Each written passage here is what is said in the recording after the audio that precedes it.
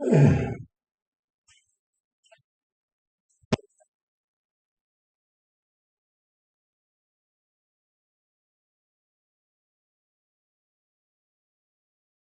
afternoon. Welcome to Krishna's classroom. Now we take the final step in the Riesz representation theorem. In fact, we prove that for every f belonging to CCX, that means continuous function compact support on X, lambda f is equal to integral over X f.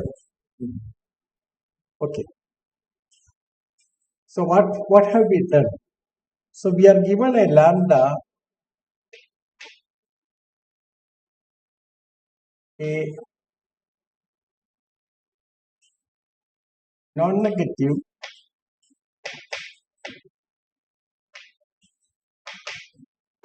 linear function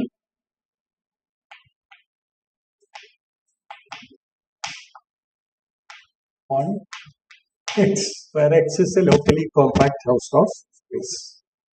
So let me write here bracket X a locally compact Hausdorff space. It's a short form. It's a locally compact Hausdorff space. Now starting from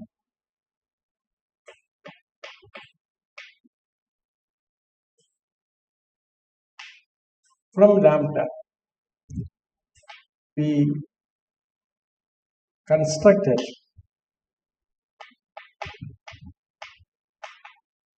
a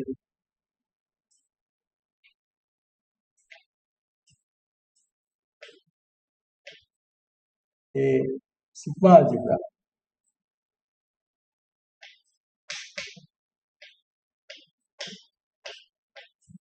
on X so that we can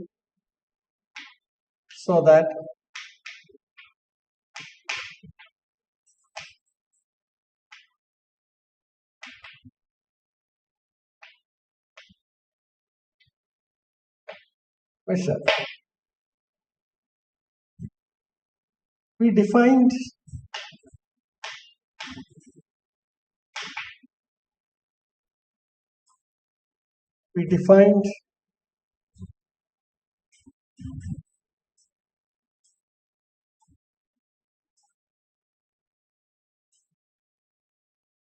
the measure mu on the sigma algebra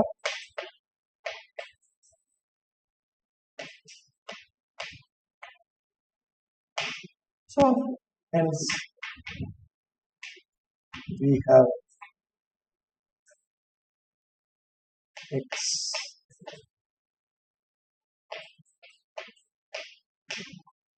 a measure space.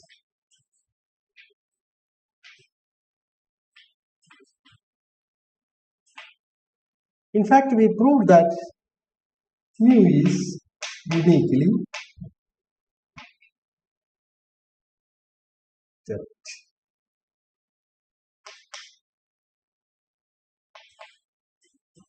So corresponding to the non-negative linear function lambda,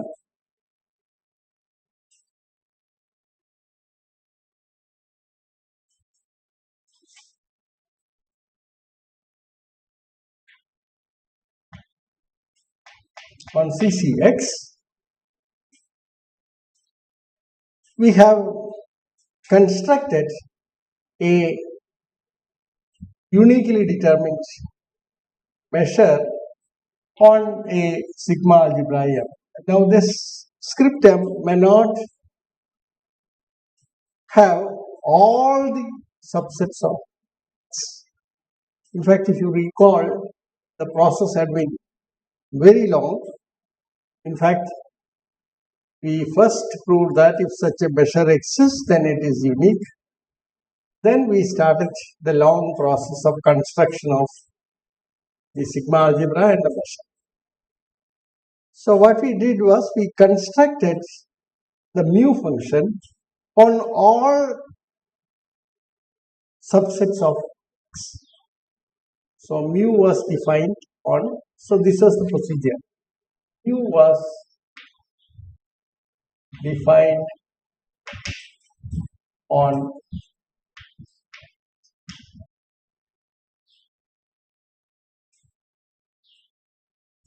Px. That is the set of all subsets of X. Then we found that mu is not necessarily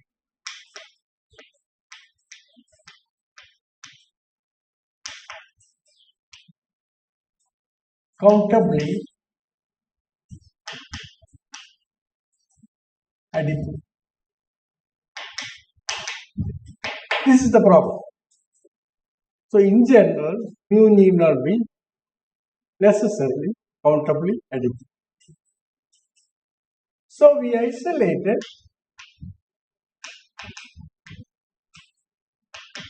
a subset, a subclass of Ex denoted by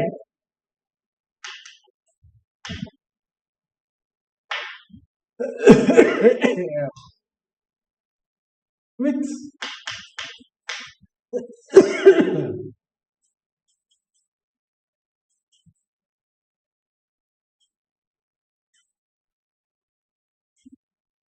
with the sigma algebra structure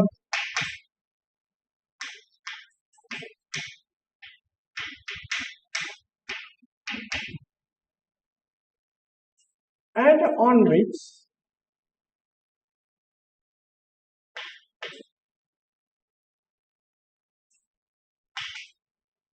mu is countably additive. In fact, you see that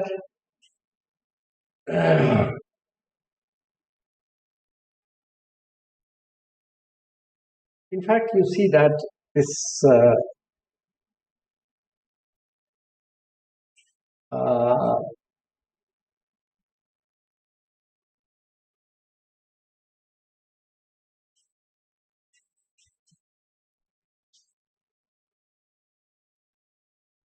so in fact we see that the process is rather lengthy.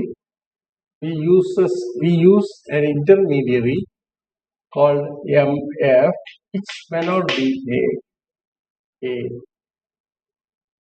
a sigma algebra, but using MF as the necessary filter to identify the subsets which form a sigma. So that's how you arrive at F. M is not a subset of, not a subcollection of MF. Okay? But MF is the test for identifying the elements of, so recall that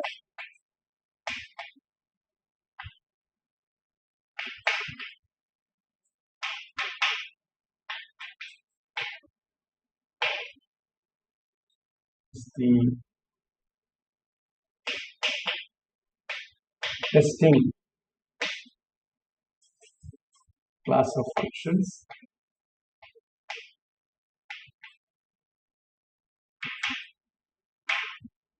Testing class of functions to determine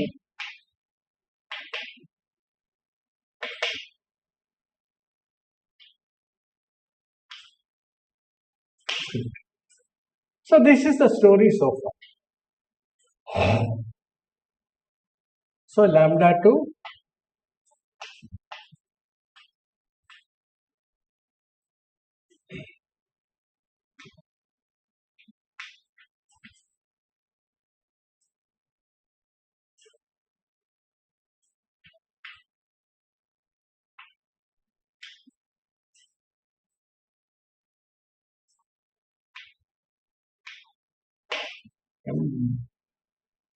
And finally, to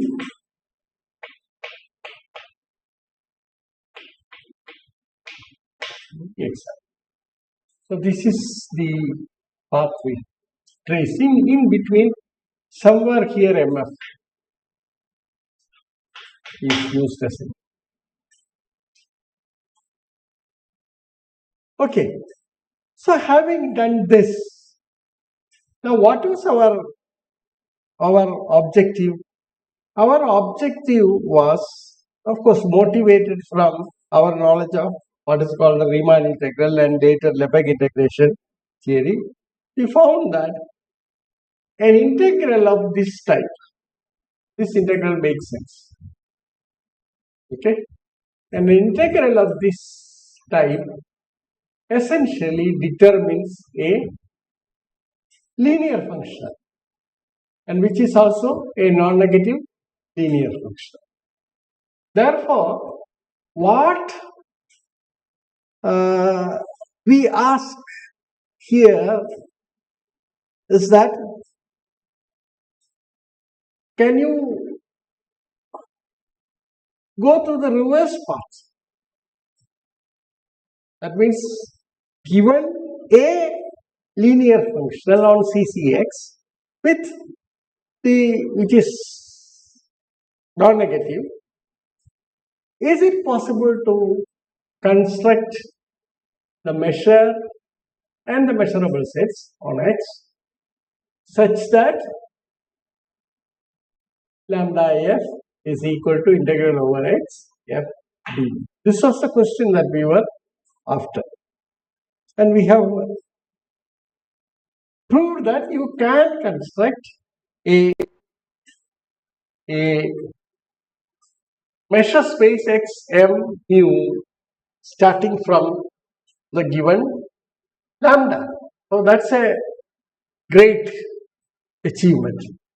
Now we are putting all these things together and fastening these things together to prove that, or stitching these things together, show that now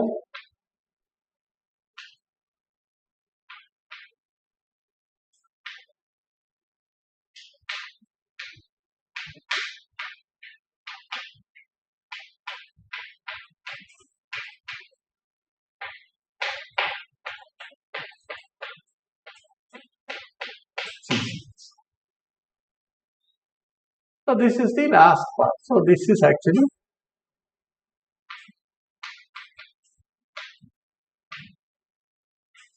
step 10, lambda f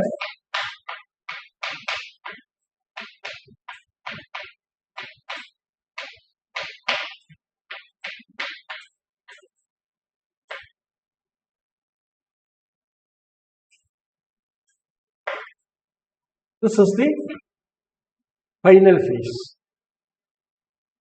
Okay, so let us give the proof of this. It's not difficult to make some observations.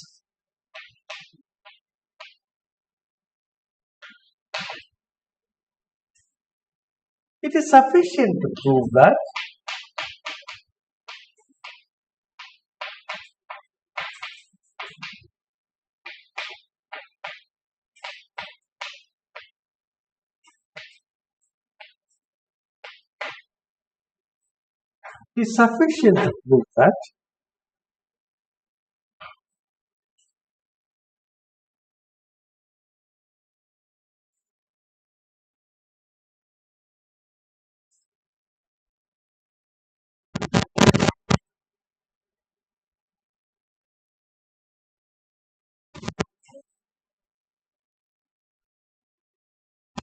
one side of the inequality, then the other side of the inequality would follow from the linearity of okay. To prove that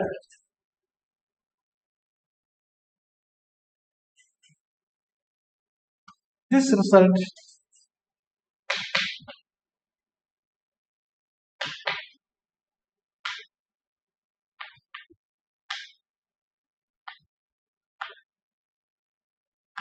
all real valued functions f.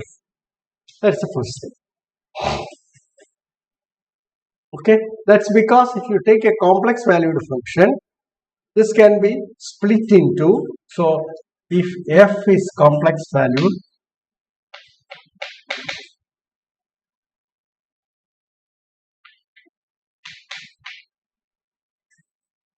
then f is equal to g plus ih, where g real and f is complex valued and belonging to CCX means g and h should belong to CCX, and you have lambda f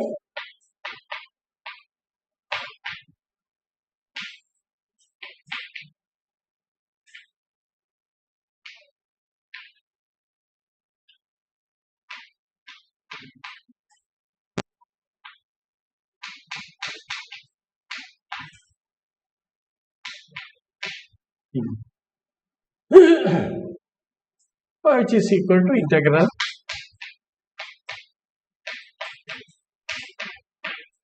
So we simply use the linearity. That's all. Okay. Right? So that's quite easy to. Okay.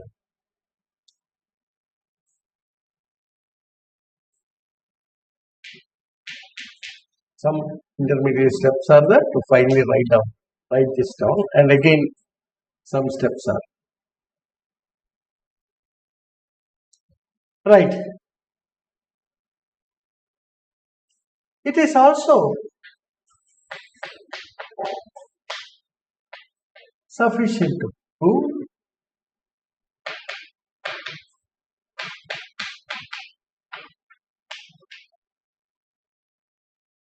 lambda f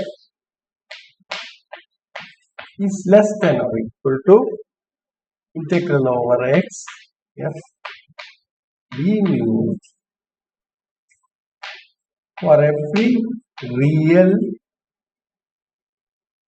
f belonging to x. So it is sufficient to prove this inequality, because if you want to show that they are equal, you have to get the reverse inequality. So, and the reverse inequality can be derived from this. Let us see how that works. Okay.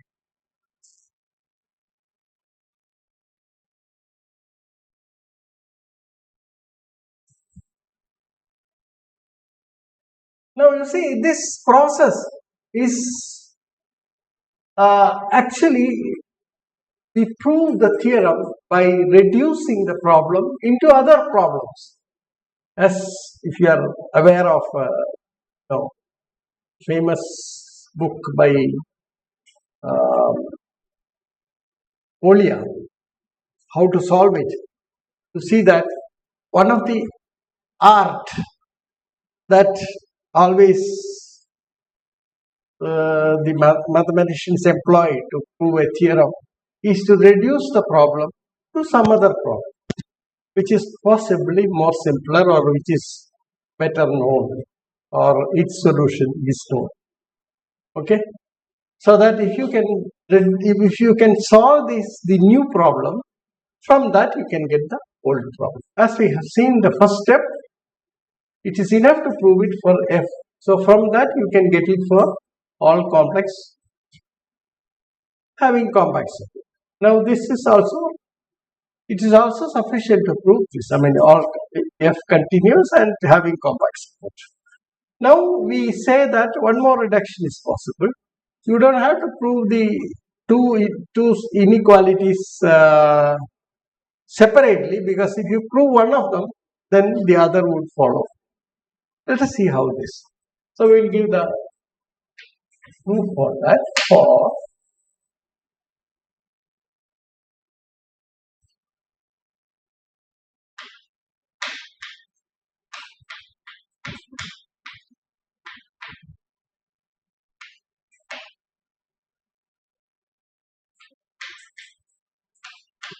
f du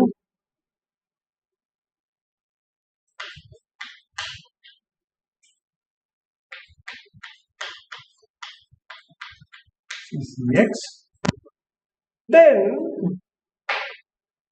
we have minus lambda f equal to lambda of minus f.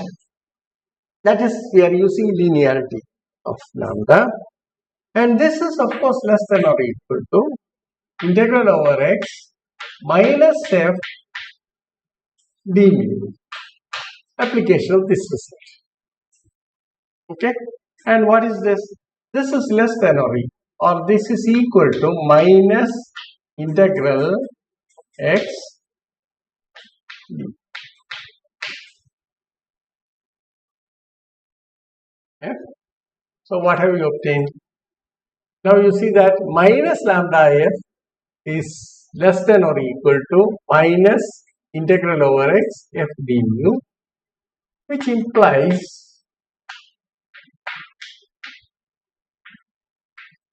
multiply by minus 1.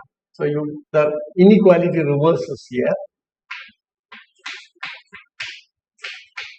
Therefore, you see you have two results now.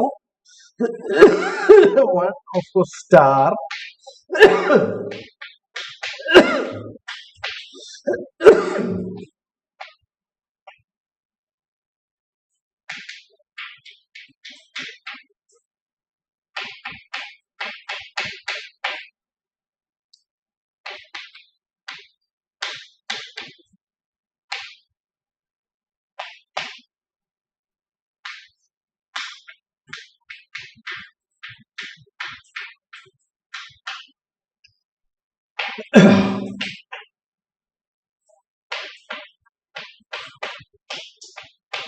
Series.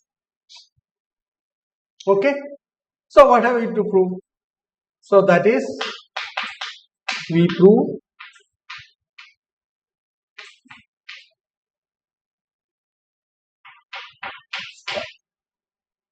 okay, let me just put this in a box. This is the one that we are going to.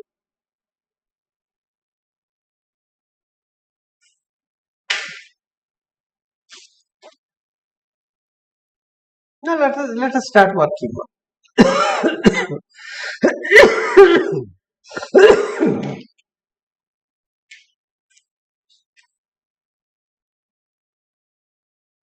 So let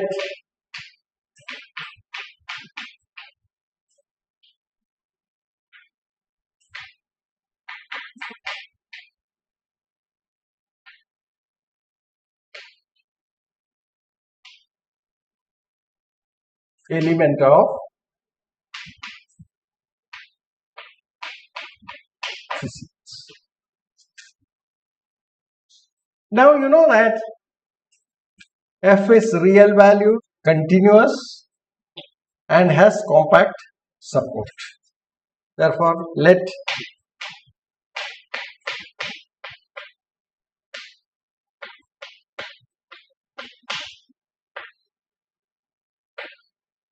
K be defining the support of.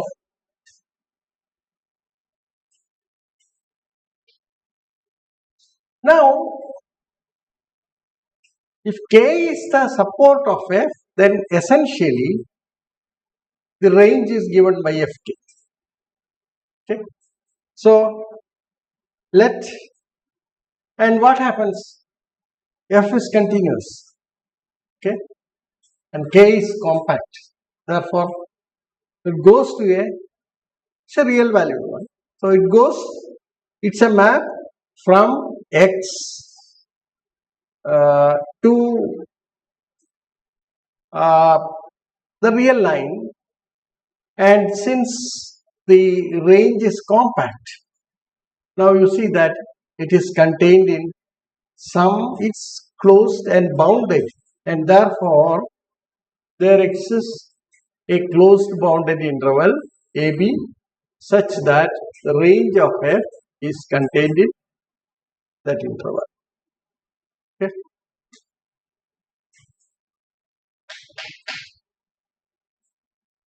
Range of F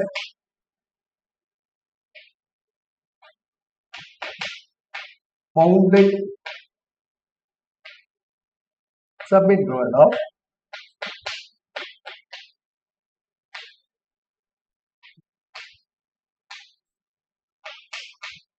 of the real line. Hence,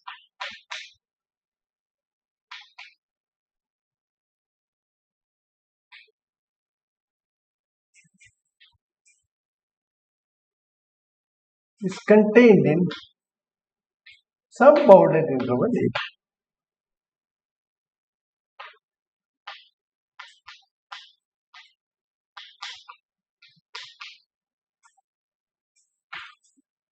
It's a bounded interval. Okay.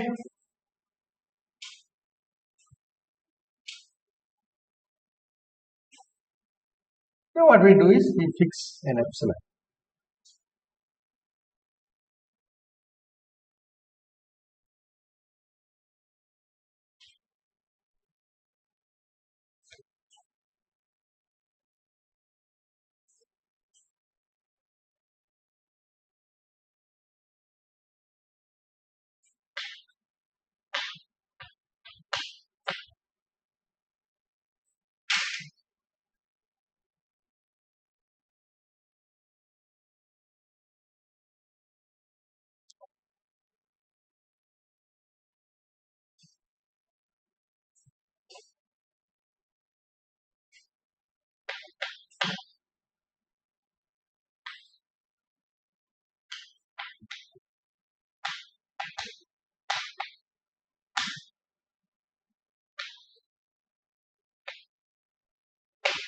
It's arbitrarily chosen. And for that we get some inequality. And since it holds for all epsilon positive, the inequality follows. Now that's a strategy. Now choose yi.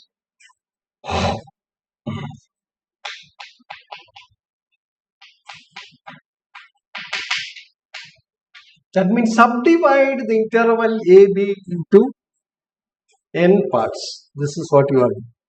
So what you are doing is you are taking the interval AB. The K is, or the capital K is some subset of this which is compact. Okay. So we subdivide this into y naught plus 1 yi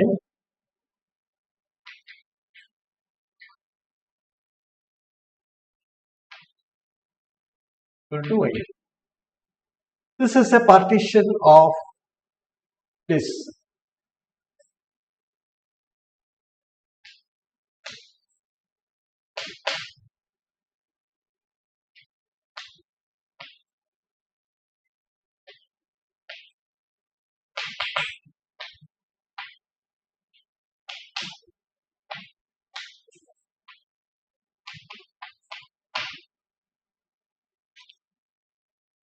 Therefore, you see that K is a subset of this.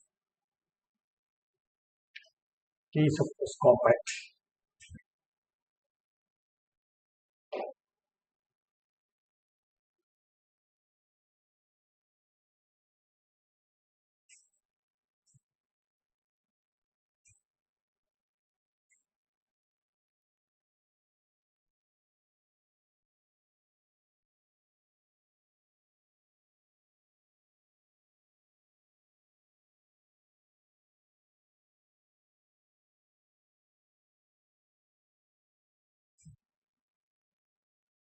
Now K is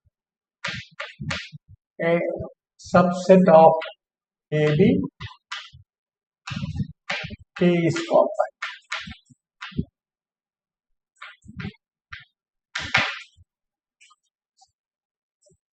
Okay. Right. Now what do we do?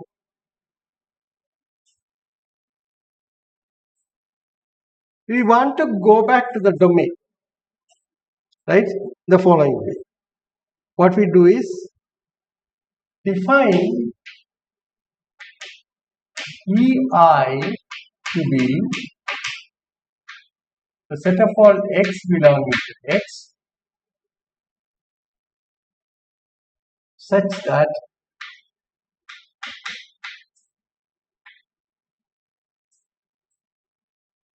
yi minus 1 less than fx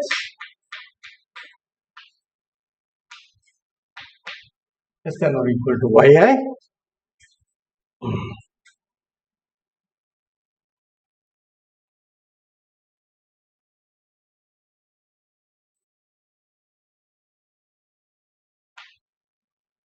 Intersection,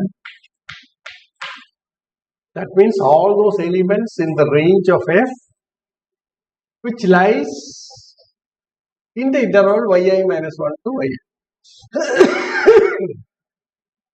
Okay, this is essentially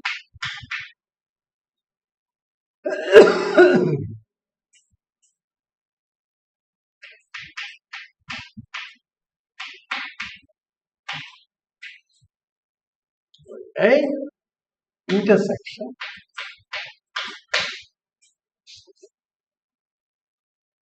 this is essentially set. Now what is fascinating about this set? Okay, now you see that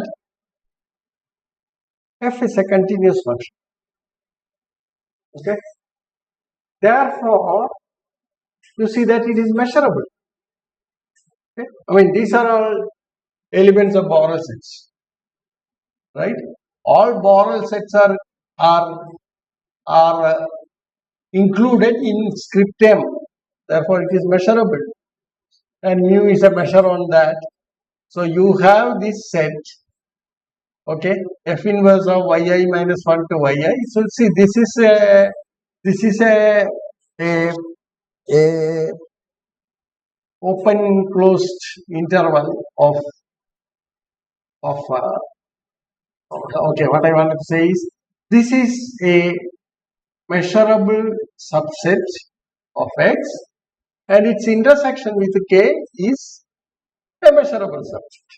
So that's clear because k is also in the sigma algebra. Therefore, you get this measurable. So this belongs to no problem with that. So we'll just write it.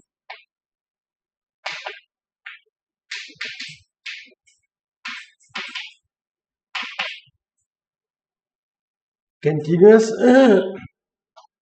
f is Borel measurable.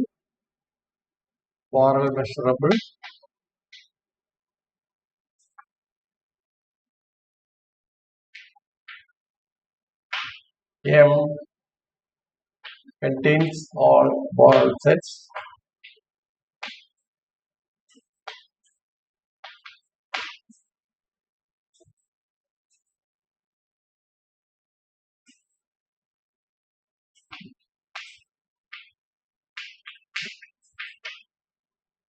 EI belongs to it.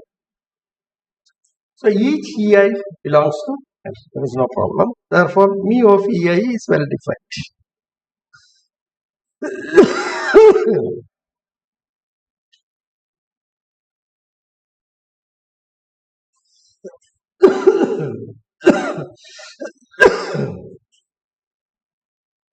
Now,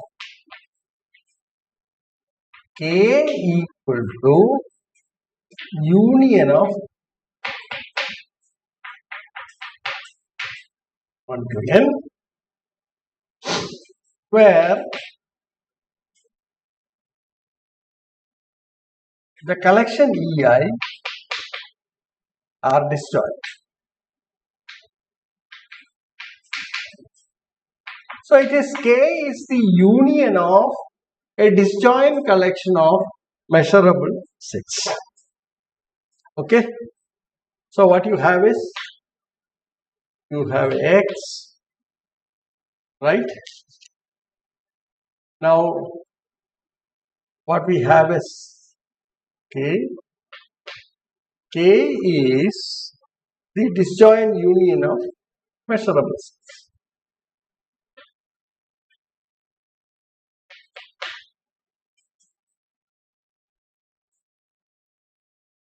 Therefore, you also have from here mu of k.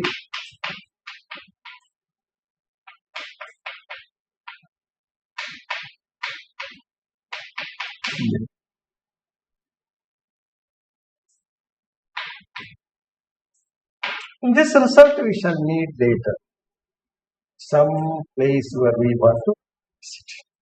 Okay. Now what we do is, you can find or put each of these EIs inside open sets.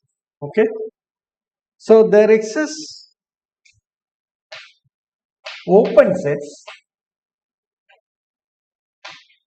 See, what is the status of this?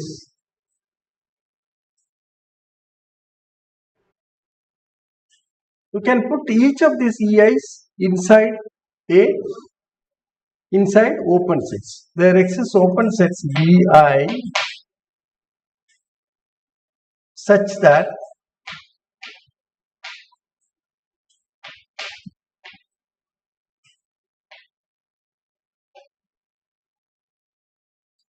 EI is contained in E. For I equal to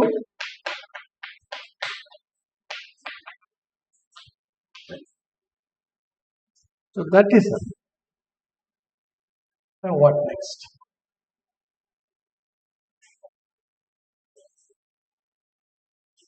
Now we want to link up this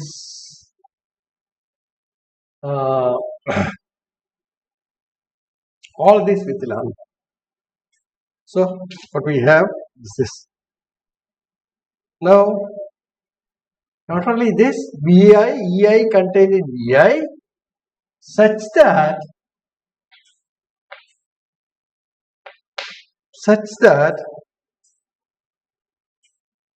mu of VI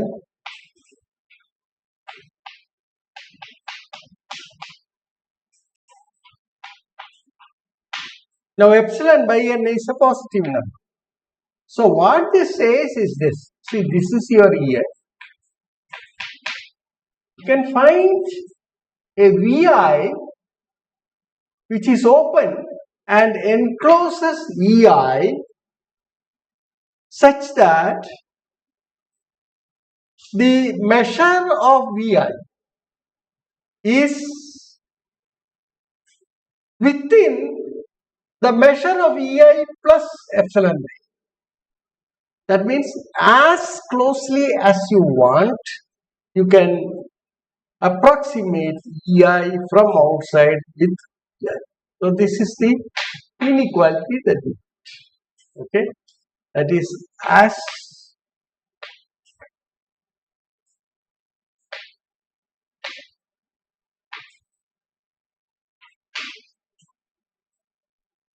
in terms of measure.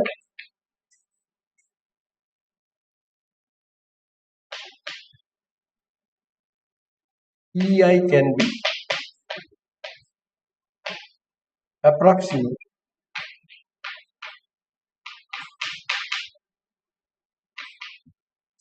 from outside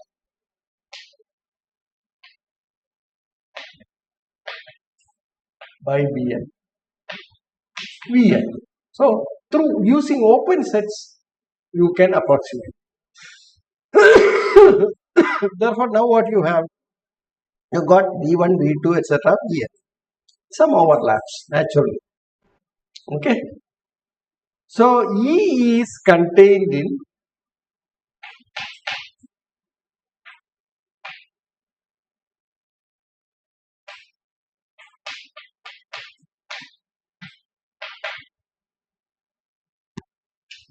okay. So that follows from E as the disjoint union of EIs. Therefore, sorry, K is the disjoint, not E. I think I should.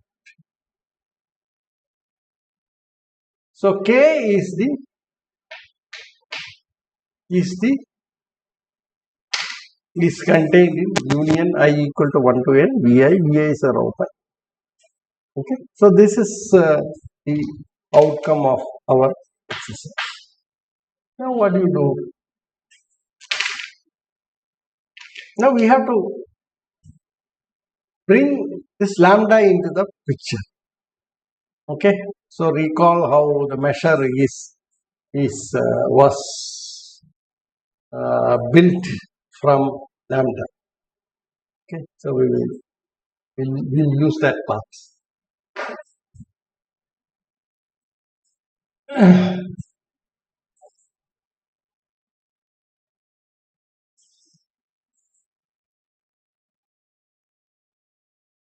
It's not much work.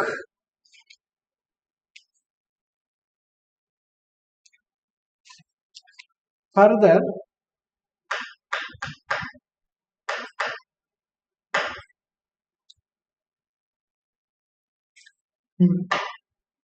ensure that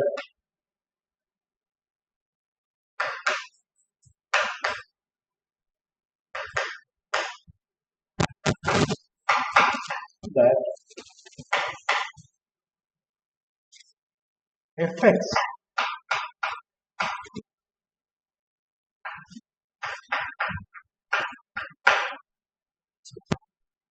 for every x belonging to. Now you see that this is what you have.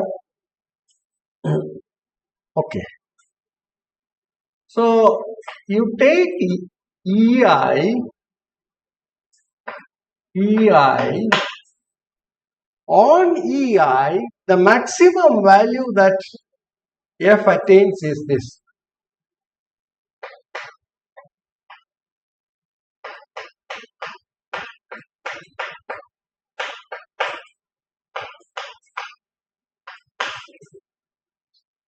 So we choose this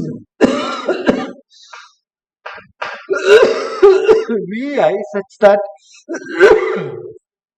two things are there. Vi's are open. Mu of Vi is less than mu of Ei plus epsilon by n. That is true. That is, you can approximate from outside. Further, that comes from the definition of mu. Okay.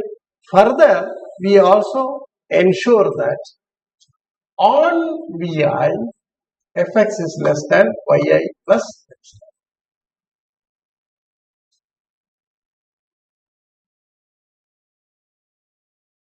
So that is possible. Okay, such VIs do exist. So there is no problem. So that's very easy to see. Now we do little bit of some few inequalities and then get the result. Okay, so let me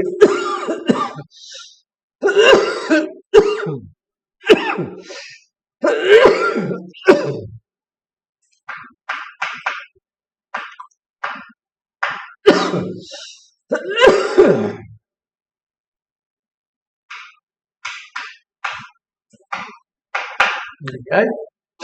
What does it mean? The support of HIs are in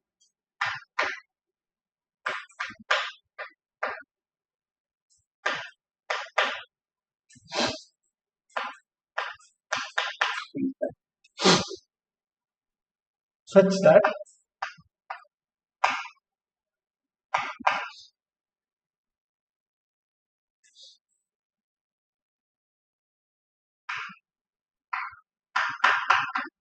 this comes from the partition of unity theorem on T.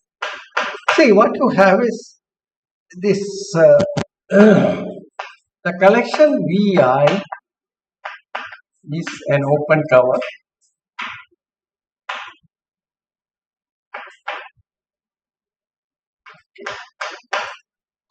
Now apply the partition of unity.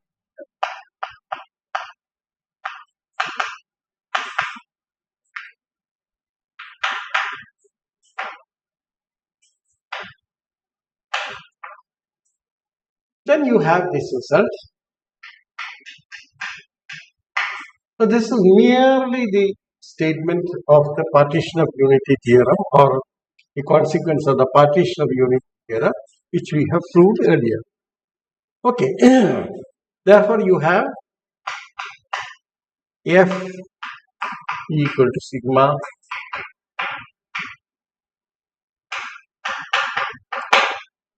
just 1 multiplied by F, that's all. Okay. Now by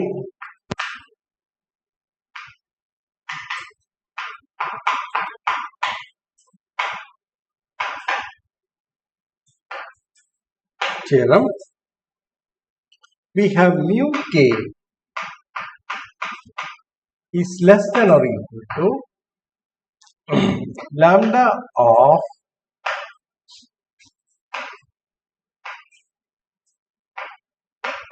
hi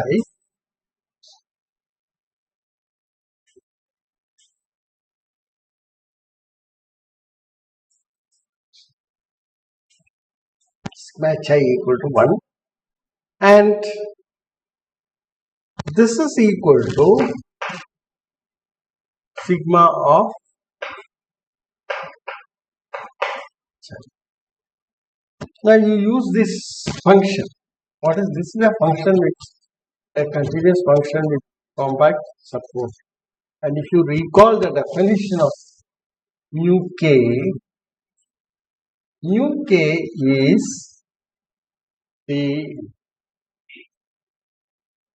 infimum of lambda f, where f is with compact support, etc. Okay, right? So use that result, and this is what.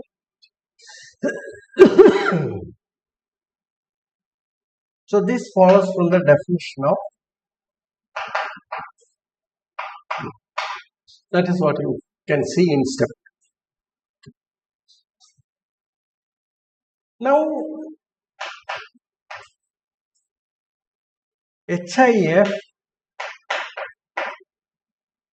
is less than or equal to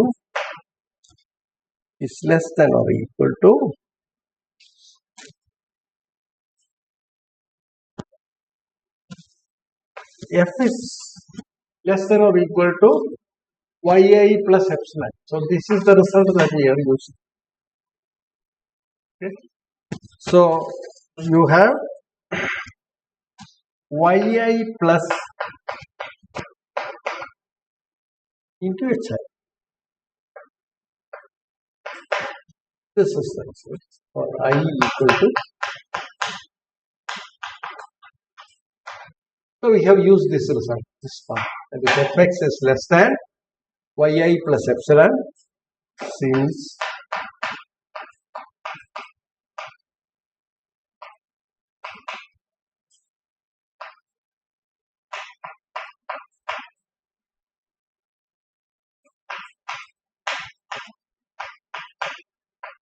that is the result.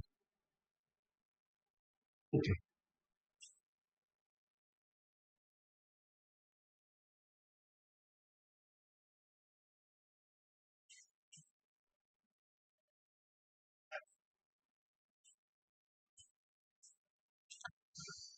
Therefore,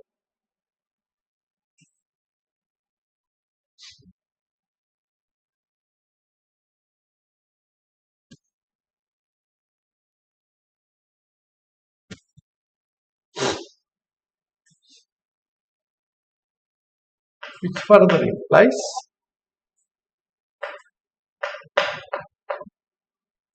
is equal to the sigma of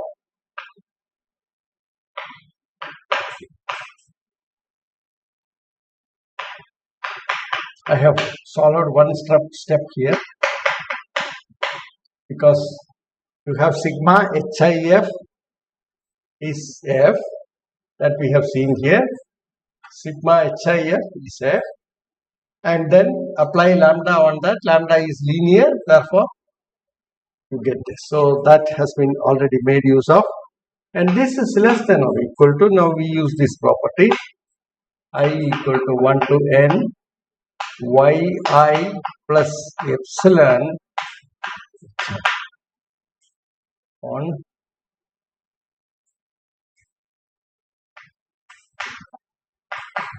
lambda h. So that's the result. F is bounded by yi plus epsilon from above, therefore this result. Now this I rewrite in the following form. These are all manipulation techniques.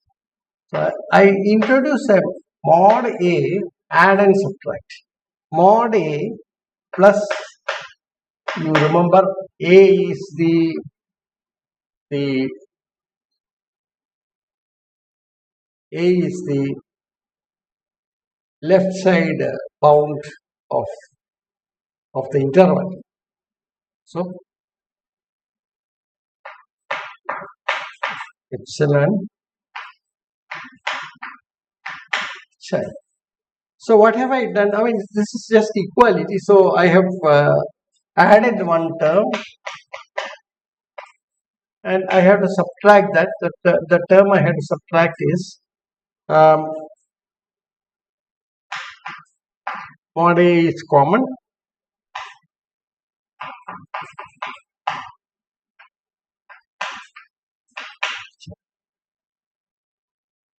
Okay, so that's simple manipulation. And this is of course less than or equal to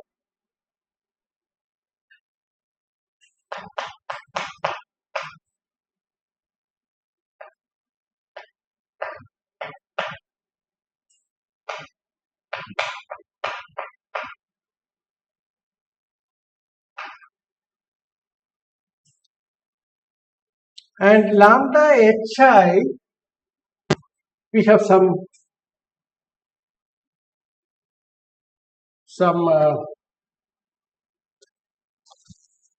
see, this is of course mu of vi plus epsilon by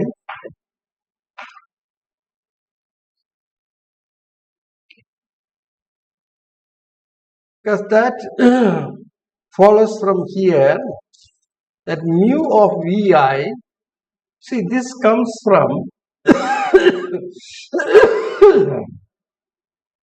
mu of vi is less than or equal mu vi plus epsilon by n. It comes from that, and also the definition of mu.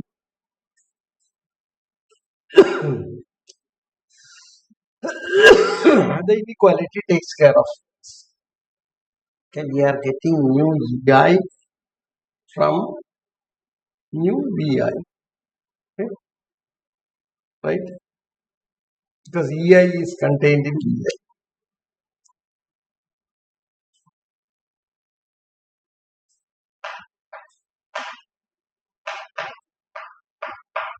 Why mu k?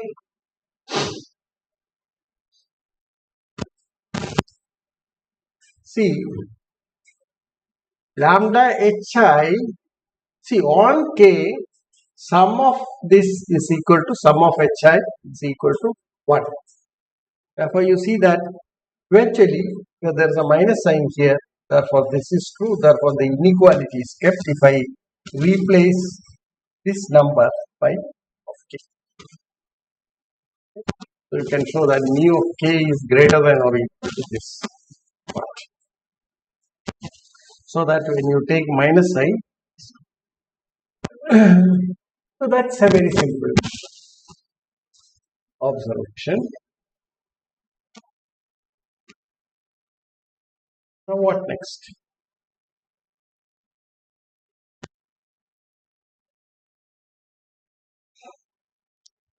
So we write this as again equality. So it's all just cancellation stuff.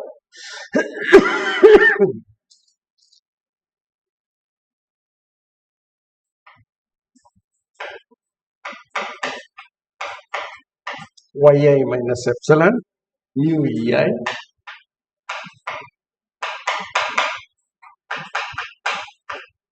to n plus 2 epsilon e of k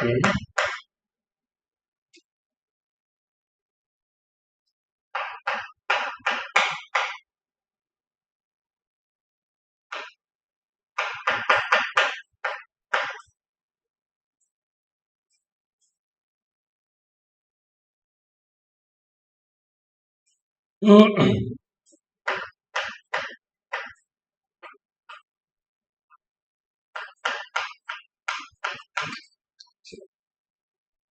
plus epsilon. So what you are doing is you are taking this term as the last term, epsilon by n to this sum that I have written here. And the other part is sigma yi mu ei. I put a minus epsilon. So you have to add another epsilon. So you get 2 epsilon. So you get epsilon times sigma mu ei is again come into the picture, or 2 epsilon times mu ei sigma mu ei comes into the picture. But what about mu ei? K is equal to, see, we have K equal to the disjoint union of ei, which implies, I mean, this is, I put disjoint union.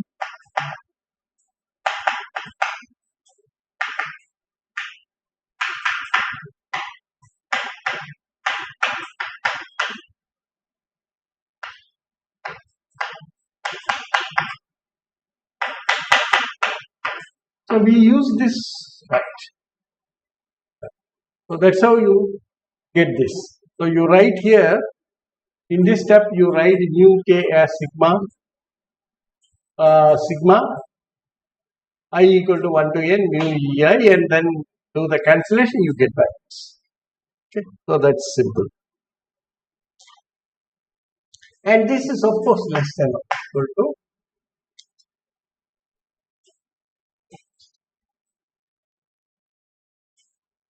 integral f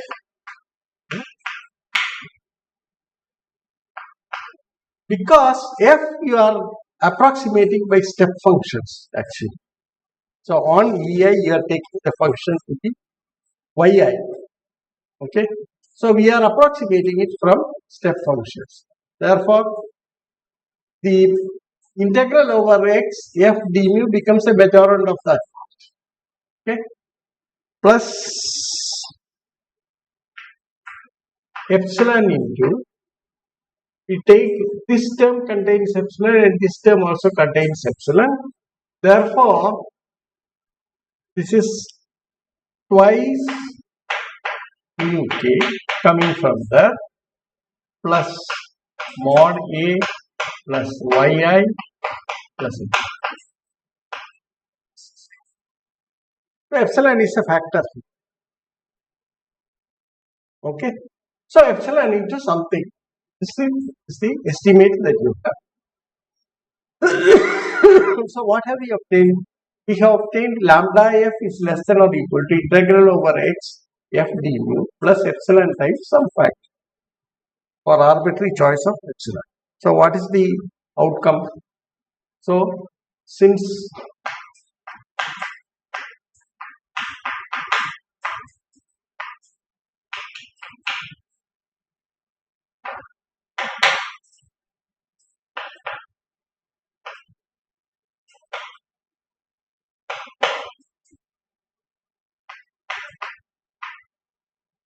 it's arbitrary, it follows that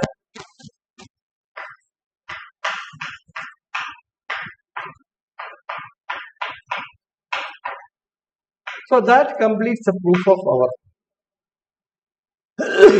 okay. So this completes the proof of this. Therefore, we have finally shown that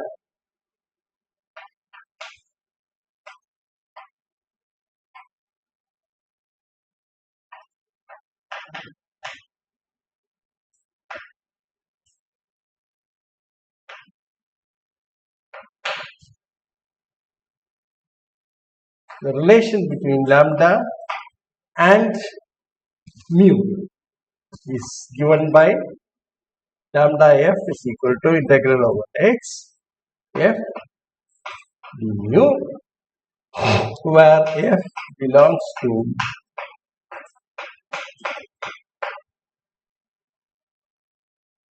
okay.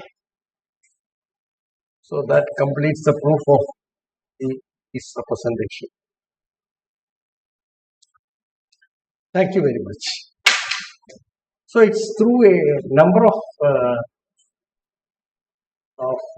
lectures that we have completed the proof of this Riesz representation theorem. It's a magnificent result which identifies all non-negative linear functions on CCX with some measure and some measure mu with an appropriately chosen script m, and this measure emerging as a unique measure. Okay, so that we have a nice representation here. Thank you very much. I hope you enjoyed these sessions. Thank you very much.